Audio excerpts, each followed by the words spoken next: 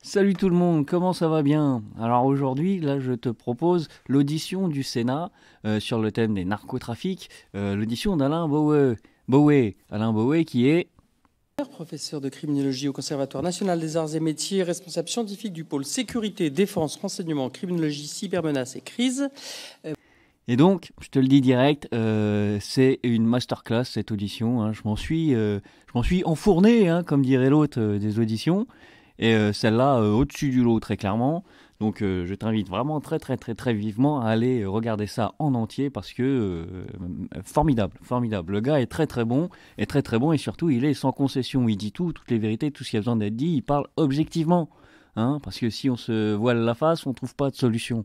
Donc il dit tout très clairement, honnêtement et tout, en commençant notamment par rappeler que historiquement, les plus gros, ceux qui ont lancé le trafic international de drogue, c'est quand même les États. Et oui, quand on dit ça, souvent on te répond, mais bien sûr, et même que les bénéfices servent à réparer la soucoupe volante des lémuriens, hein, des lézardiens, enfin le truc là, machin, tu connais ça mieux que moi, donc tu passes pour un con, voire au mieux pour un complotiste. Donc, il pose les bases, il apporte des réponses, il n'a pas peur de dire ce qui a été fait, ce qui n'a pas été fait, ce qui a été fait mais pas suivi des faits, ce qui a été fait qui a servi à rien. À un moment donné, il dit mais c'est pas grave, après on fait le bilan, ça sert à ça le bilan. Et franchement, masterclass, va voir cette vidéo en entier. Moi je vais te passer un extrait, ça parlait sur la question de la répression des petits délinquants, des petits dealers en l'occurrence. Pourquoi est-ce qu'elle doit être ferme? Et qu'est-ce que ça apporte? Et tu vas voir, il répond oui, elle doit être ferme, elle doit être ferme. Hein. Et en plus, ça sert après à reconcentrer les moyens de police sur les plus dangereux de la chaîne de commandement, quoi, de la chaîne d'exécution. Donc je sais pas ces extraits, s'il y en a qui ont envie de dire oui mais la répression, tout ça, les machins c'est pas très bien, etc. Je dirais, avant de dire quoi que ce soit, regarde la vidéo en entier. Écoute, entends tous ces arguments parce qu'il pose vraiment toutes les choses, il pose vraiment tout de manière très objective. Voilà. Et après, tu viendras me dire ceci, cela. Dans l'absolu, la réponse à cette question, et tu vas voir, déjà rien que ces 3 minutes-là, c'est masterclass. Amuse-toi là bien et va voir la vidéo après parce que terrible. Il est bon le gars. Ah, il est bon. Alain, président, allez, cargo de nuit. Non, ça c'est Axel, voir, rien à voir. Et l'autre question, c'est concernant les petits dealers de quartier. Vous disiez tout à l'heure, une courte peine pour les mineurs, c'est très efficace. Et moi, courte peine très rapide. D'accord. C'est pas la courte peine. D'accord. Alors la cassure, pardon. D'accord. Précisez parce que moi je vois tellement des jeunes qui sont peut-être pas des mineurs d'ailleurs, qui ont un bracelet, qui remontent le survêt pour qu'on voit le bracelet. Ça leur donne au contraire. Donc j'ai besoin de précision sur ces 2 points.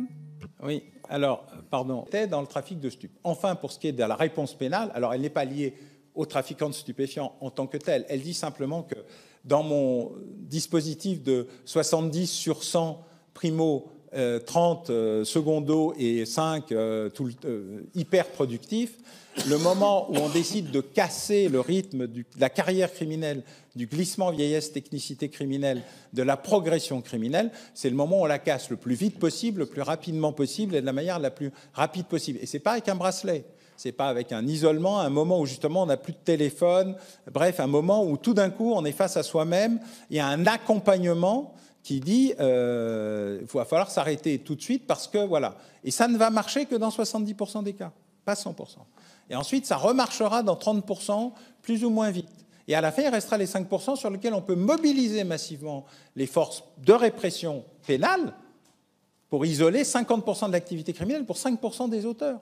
Vous imaginez la reconcentration de moyens sur le noyau dit dur. Alors, entendons-nous bien, les 5%, c'est une représentation. Ce n'est pas les mêmes 5%, quels que soient les types d'activités criminelles. Je précise pour tous mes collègues qui vont regarder ça et qui vont dire « Oui, mais tu n'as pas précisé que » avec la note méthodologique de 27 pages qui accompagne tout outil statistique qui se respecte.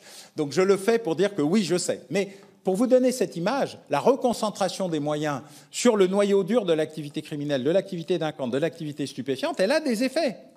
Elle a des effets. Simplement, on ne laisse pas perdurer l'emmerdement quotidien des 2 dealers qui sont en bas de chez vous parce qu'on est en train de remonter la filière et que pendant ce temps-là, on ne s'occupe pas des 2 qui sont là. On s'occupe des 2 qui sont là, mais d'une manière plus intelligente que d'habitude. On sature le terrain, parce que ça, c'est important, et de revenir à une police de présence, visibilité, proximité, qu'on a oublié. Alors, ce n'est pas la police de proximité, hein, je précise bien, ça n'a rien à voir. La police de proximité, ça marche dans les États fédéraux, où le maire est le patron de sa police et décide de ce qu'il fait là où il a envie de le faire. C'est une police qui sature le terrain, ce n'est pas une police d'intervention qui vient de temps en temps. Mais on peut trouver des moyens et les adapter, y compris en termes de répression et de sanctions rapides, efficaces, limitées dans le temps, mais qui ne fait pas durer 117 interpellations, 90 présentations au juge, et au dernier moment, nul ne sait pourquoi, 3 ans ferme. Parce que c'est incompréhensible pour tout le monde, le système, les victimes et les auteurs. C'est donc qu'il y a un souci dans l'application du dispositif. Le fait de vouloir systématiquement trouver des alternatives à tout ne règle rien. S'il n'y a pas un contenu à l'alternative. Aujourd'hui, l'alternative, c'est classement sans suite, injonction, il ne faut pas le refaire, enfin, des choses qui n'ont pas d'effet dans la réalité, en tout cas pour une partie importante des acteurs qui sont ceux qui sont les plus perturbateurs et les plus hors du système pénal et surtout du respect de règles de vie ensemble, parce que tout le monde aime le vivre ensemble, moi aussi. Bon, voilà, t'as vu, ça déboîte, hein. Et tout est comme ça pendant 1h20, c'est terrible. Donc va voir tout ça, vraiment, ça vaut le détour. Et puis je te dis à plus. Hein. Allez, ciao, ciao.